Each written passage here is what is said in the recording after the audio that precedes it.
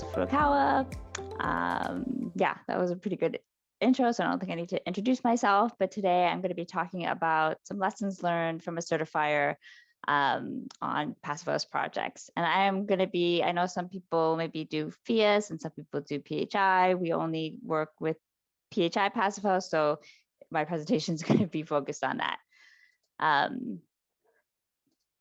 I think Zach already touched on this, but just a brief background on the company. So I work for Peel Passive House Consulting, started by Andrew Peel, who I'm sure most of you know. We do everything Passive House, so Passive House Consulting, Passive House Building Certification. We're also getting more involved in component certification, including Windows and wall systems. We do Passive House research as well as Passive House training. So I'll just jump right into it. The first tip I want to give to you guys is to use the check worksheet on PHP. I think this is a great tool that's often overlooked. It's one of the first orange tabs. And if you go to the check worksheet, the first thing you get is kind of an overview if you have any errors in your PHP. Please don't submit your PHP for design stage review if you still have a bunch of errors. So that will kind of point you to where your errors are in your PHP. And then if you scroll to the bottom, there's this plausibility check, and you have to unprotect the worksheet to access it. But once you unprotect it and click that plus button, PHP does a kind of sense check for your different inputs.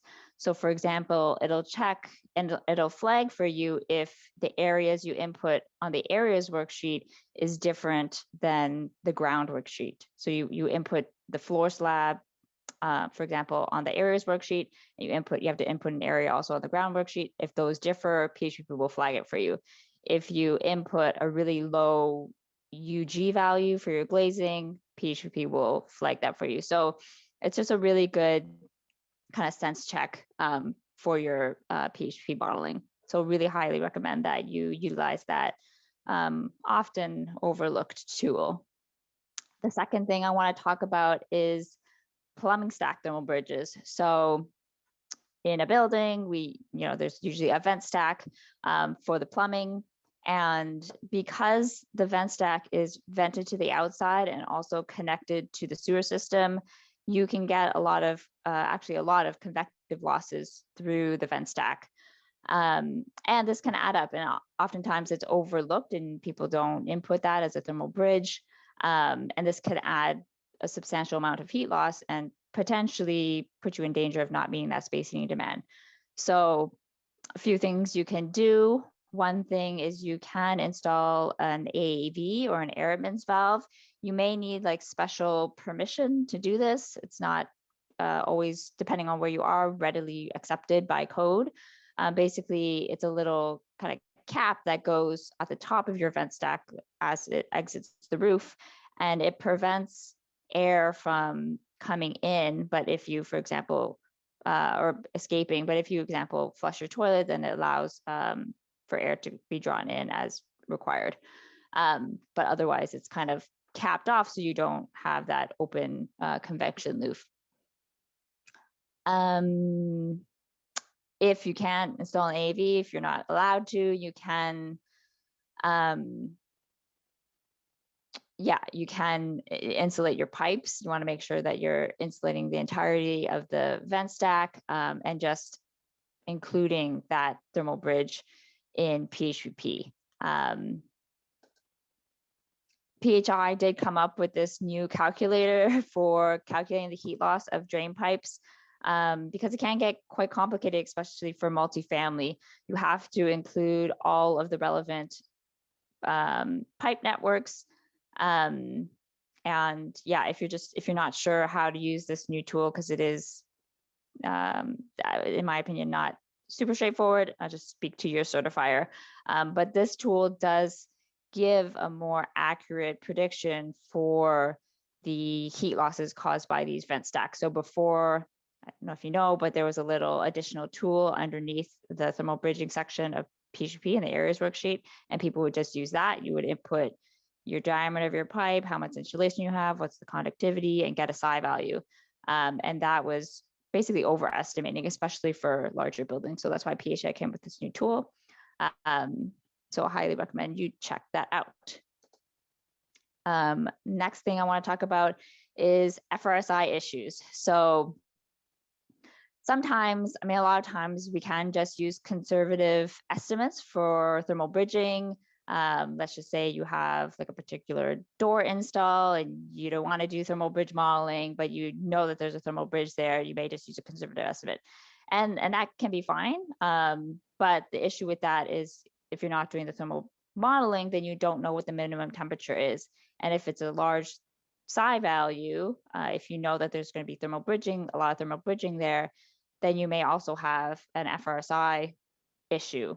So this table here is just a little reminder reference for the different climate zones and what the minimum FRI temperature needs to be. And again, this is just a reminder how we calculate the FRI, which is the difference between the minimum surface temperature minus the ambient temperature divided by the indoor temperature minus the ambient temperature. So if that minimum temperature is too low, then you may have condensation and mold risk issues. So as an example, for this door install, maybe we don't have the time or the budget to do the thermal bridge modeling, and we just assume a high psi value for the install, and that can be fine. But if we don't do the FRI calculation, then we may miss that actually, if this is cool temperate, this is not meeting the criteria because this FRI is calculated 0.681 and the criteria for cool temperate is 0.7. So in this case, you have to either improve this detail or put a heat source nearby so that you make sure that surface doesn't get that cold. Another thing that we also see often is rooms that are not ventilated. So all rooms should be either directly or indirectly ventilated. So in this floor plan here, this study room is not being ventilated. It's not going to get any transfer air either. So, a supply air vent should be added to this room. Another example of a room not being ventilated properly. So this is a studio, 1-bedroom apartment, not 1 bedroom, but just a studio apartment. And you can see the supply is kind of here near the entrance and the extract is in the kitchen. I mean, there's also an extract in the bathroom, but basically it's very questionable if the air is actually going to be circulated properly in this kind of living bedroom space, because probably what's going to happen is this supplier is just going to short circuit and go out to the kitchen. So in this case, we suggested that this supply vent be moved further into the space, more like in this bedroom / living room area. This is another example of another project where, so it's 1-bedroom apartment, we have supply in the bedroom and in the living room and extract in the bathroom. And actually there is no extract in the kitchen. And in this case, again, it's kind of questionable whether the kitchen is going to be properly ventilated. Most likely the air is just kind of come from the living room, bypass the kitchen and go straight through the bathroom. In this case, like we would typically recommend an extract in the kitchen. Unfortunately, this is another kind of side tip, like have your certifier review your design at the design stage, because often what happens is people come and the building's already constructed and they want to do design stage review. Now that stage, like it's really hard to make any changes, and that's what happened on this project. So our kind of after the fact solution is to put a transfer grill in this kitchen pantry, so that at least there's potential for some air to come here and go through this transfer grill and be extracted through the bathroom. Another point around ventilation and mechanical systems is, so if you're using fan coil units for heating and cooling, yes, sometimes in the design, people will have the ventilation supply air go directly through the fan coil unit. And this can be fine. The issue with that is that the fan coil fan then needs to run even if there's no call for heating and cooling. So in those shoulder seasons, there's no reason for the fan coil fan to need to run, but because it's now the air is being pushed through the fan coil unit, it will have to run. So you either need to account for this additional fan coil energy, and if your PHP can handle that, if your PE limit is okay, maybe that's fine. Alternatively, you have a bypass damper so that if there's no call for heating and cooling, then the fan coil unit can be bypassed. Moving on, so around cooling, we all know that if you don't have mechanical cooling, then there is a limit for the frequency of overheating. It is 10% for certification, but just a reminder that this is like an absolute maximum, and we know that our climate is changing. We know that we have to do something about it, as Zach was pointing to, and so it's really not a good idea to work with that 10%. We are now, the guidance from PHI is to work with at least less than 5%. And then oftentimes we're also suggesting to clients that they make provisions for cooling because they most likely will have to retrofit it later on. Yeah, and so when you're looking at meeting that overheating risk, you also want to consider what are your assumptions to getting to 10%, 7%, 5% overheating risk. Are you assuming that your occupants are going to leave their windows open all day when they're going to work during the day? Or is the project in a busy downtown area and you're assuming they're going to leave their windows open at night, which it's questionable.